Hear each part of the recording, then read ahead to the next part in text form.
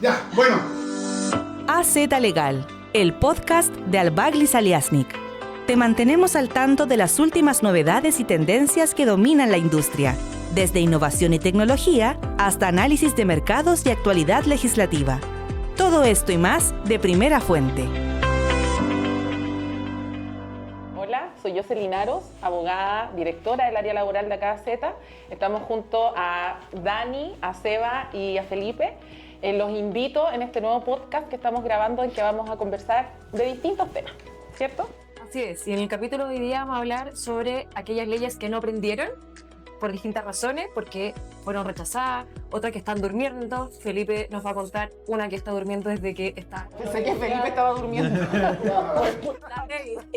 La ley. En fin, ese va a ser el tema de hoy día. Así que se va a llamar Esto no prendió.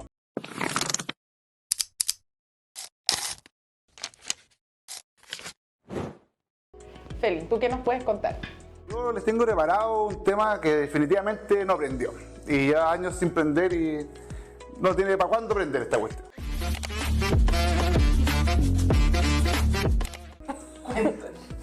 Si quedó duda, no prendió.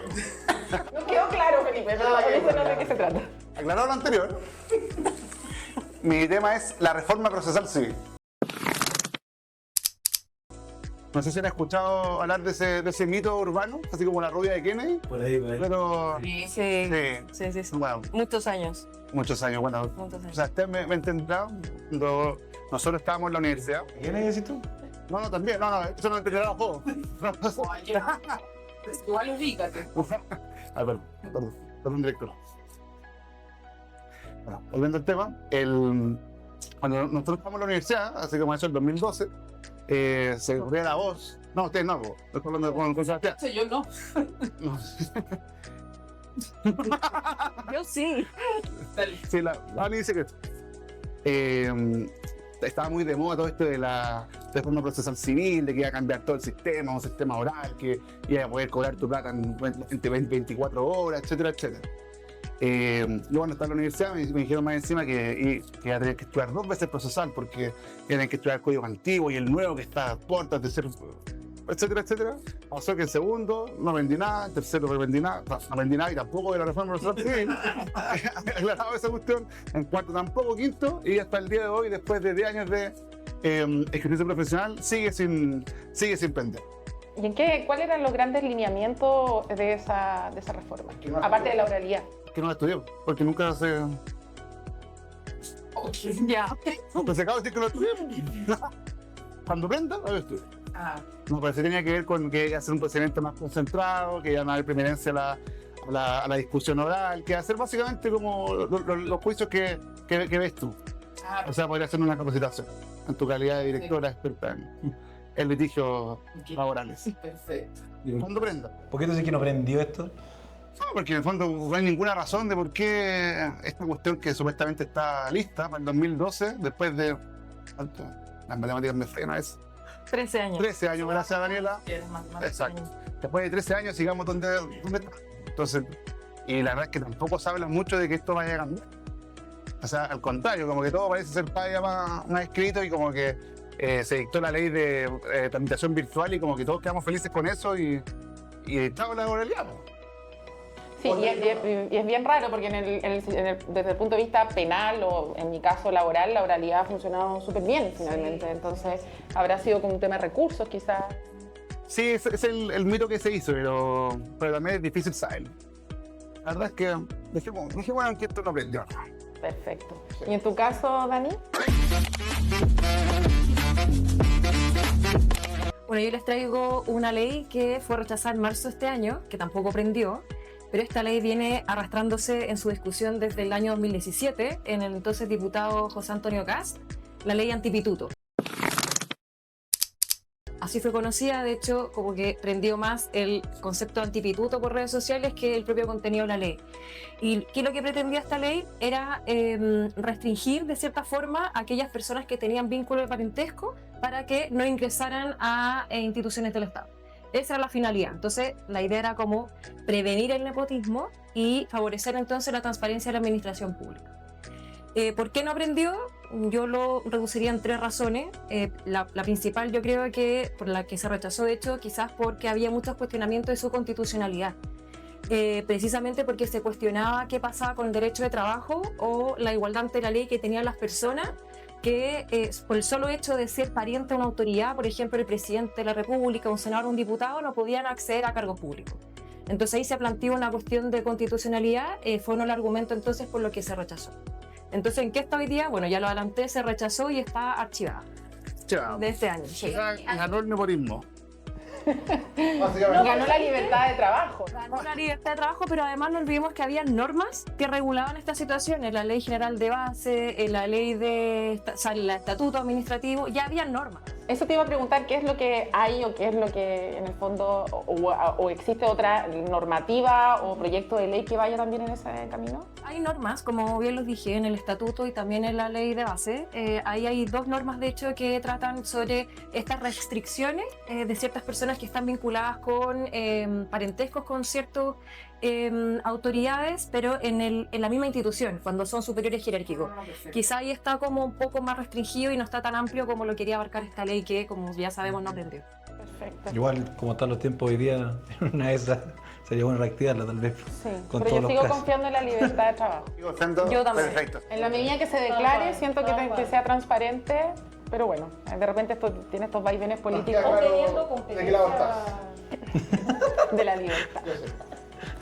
¿Y en tu caso, Seba? La libertad. Bueno, yo parece que elegí una ley que está vigente, es una ley vigente, no es un proyecto de ley, no es algo que se está discutiendo.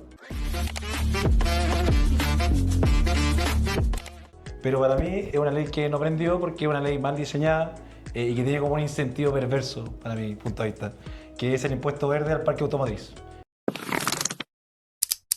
Que es una ley que es bonita, suena bonito, a cuidar el medio ambiente, Claro. ecológica. Además. O sea, al final lo que se buscaba era que se tratara de usar los autos que en teoría son los que más contaminan. O sea, los métodos de transporte aquí de nosotros son automóviles, sino ahora hay micro, etcétera. Y se busca con este impuesto verde un poco reducir ese incentivo a tener que comprar auto porque me van a cargar un impuesto. Claro, Entonces, claro. era muy bonito todo lo que sonaba atrás. Hay un cálculo incluso que no me sé la fórmula, pero al final es como por cuánto kilometraje del auto y contamina y el peso, al final el impuesto varía dependiendo de eso. Pero también hay hartas exenciones en la ley. O sea, por ejemplo, si el auto o el transporte puede mover más de 2.000 kilos, no tiene que pagar impuestos.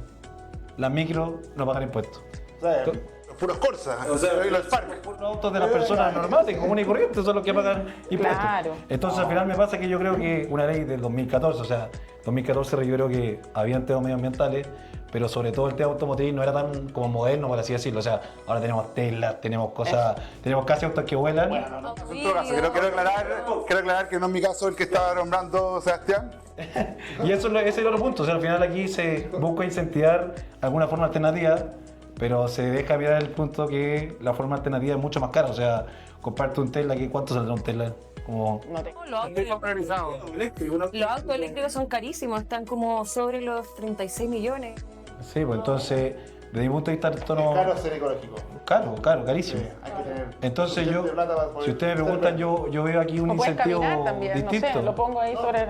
También puede ser, sí, Scooters, efectivamente. también tenemos Claro. Pero me pasa que yo veo la calle y veo todo lleno de autos, o sea, y claramente... Y scooters, pero eso no Y tiene es impuestos. mujer, por si no te quedas. Pero eso no son impuestos verdes, así que eso no pagan impuestos verdes, así que... ¿No pagan por eso? No, El impacto pero por verde. eso yo creo que no prendió, porque al final, aparte, se paga este impuesto y se recauda, pero ¿para qué se usa? O sea, no sabemos para qué. O se pone como este impuesto para que la gente, o sea, como para evitar que se contamine. Sí, ese es como el desincentivo, como voy a pagar el impuesto por un auto nuevo, o sea, me va a salir mucho más caro, entonces eso en teoría el papel Claro. me va a desincentivar a comprar auto. Entonces 2025, esto fue el 2014, 2025 no sé si eso es muy efectivo. O sea, Quizás prende en el futuro. Eso quizás lo podemos prende en el dejar futuro, pero yo stand-by. creo que no, Quizá en el Chile de mañana. quizás en el Chile mañana. Confiemos. Donde el auto eléctrico, donde todos podemos tener un Tesla alguna vez, Donde grabe nuestro Spark. mi Lambo Clio. Ya que nadie me preguntó. Desde el punto de vista laboral, también hay varios proyectos de ley. Lamentablemente con el tema laboral, que puede pasar también con el tema penal, está siempre en el ojo público, entonces hay muchos proyectos que estuvieron dando vueltas. Yo en algún momento, si me decían, oye, ¿qué hoy no prendió? Era el típico caso de el tope de los 11 años, pero ahora este último quedaba una llamita porque prendió y ha avanzado harto ese proyecto de ley, pero sí uno de los temas, bueno, y también está el tema de esa lacuna universal, que también se quedó un poco en el olvido, pero que a veces de nuevo se vuelve a tomar. Pero hay uno de los temas que desde el 2000, yo creo que hace 3 o 4 años, no se ha vuelto a tocar y que dice relación con la gratificación.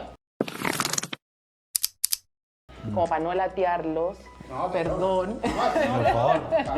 Desde el punto de vista laboral, claro, las empresas que tienen utilidades deben repartir esas utilidades y existen 2 modalidades. Entonces está una modalidad que es el 25% de la remuneración con un tope que en el fondo le da mayor certeza al empleador de cuánto es lo que debe pagar por trabajador. Y también está la otra modalidad que es un porcentaje de las utilidades de la empresa. Entonces ahí se habla de un 30% de las utilidades que se reparte de manera proporcional a los trabajadores dependiendo de sus remuneraciones. Existen esas 2 modalidades en la actualidad, el empleador decide, incluso tiene facultad de decir, oye, a la Dani le voy a pagar con el 25% y a el Feli con el 30% de la utilidad. Como, esa es la libertad. Utilidad, $1. Pero en el fondo existió este proyecto de ley que, insisto, no me quiero casar porque después tú sabes que uno dice no prendió y la cuestión prendió igual. Uno nunca sabe y claro, estaba este proyecto de ley que obligaba en el fondo al reparto con el 30% de la utilidad y que obviamente hubo una discusión de que podía ser inconstitucional y además cuando se habla de utilidades de la empresa siempre es un tema complejo en el fondo de abordar. Nunca es el momento político o el momento económico, especialmente ahora, como para poder abordarlo, así que la verdad es que ahí se quedó durmiendo hasta... ¿Quién sabe? ¿Desde qué año está durmiendo este superproyecto? Desde el 2021, entiendo.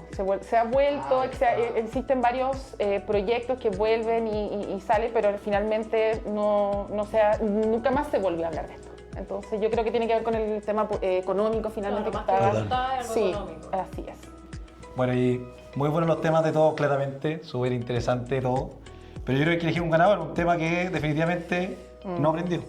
Sí. O el que menos aprendió en realidad. Porque Sí. ninguno aprendió.